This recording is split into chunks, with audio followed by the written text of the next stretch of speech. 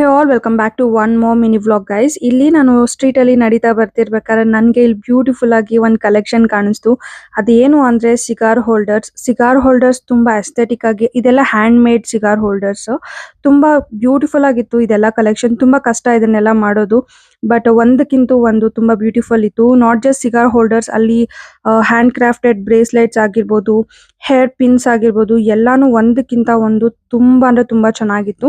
ನಾವ್ ಇದೇ ತರ ನೋಡ್ತಾ ಬರ್ತಿರ್ಬೇಕಾದ್ರೆ ನೀವು ನೋಡ್ಬೋದು ವಿಡಿಯೋದಲ್ಲಿ ತುಂಬಾ ಅಂದ್ರೆ ತುಂಬಾ ಸ್ಟಾಲ್ಸ್ ಇದೆ ಸೈಡ್ಸ್ ಅಲ್ಲಿ ಅಕ್ಕಪಕ್ಕ.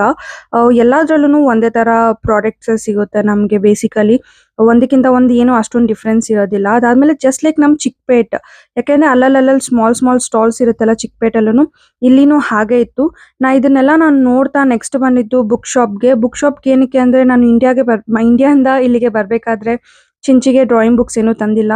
ಅವಳು ತುಂಬಾ ಹಠ ಮಾಡ್ತಿದ್ಲು ಅವಳಿಗೊಂದು ಡ್ರಾಯಿಂಗ್ ಬುಕ್ ಬೇಕು ಅಂತ. ಸೊ ಅವಳಿಗೆ ಅದೊಂದು ಪರ್ಚೇಸ್ ಮಾಡಿ ನಾನು ರೋಡಲ್ಲಿ ನಡೀತಿರ್ಬೇಕಾದ್ರೆ ನೀವು ನೋಡ್ಬೋದು ಪುರಾವಿದ ಅಂತ ಎಲ್ಲಾ ಕಡೆ ಇದೆ.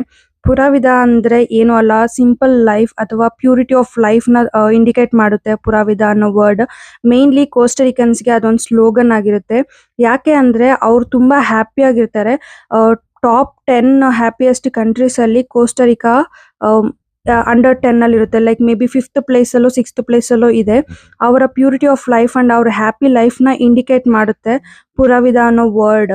ಸೊ ಇದು ಅವ್ರಿಗೆ ಅವ್ರ ಕಲ್ಚರೇ ಆಗೋಗಿದೆ ಈ ವರ್ಡ್ ಅನ್ನೋದು.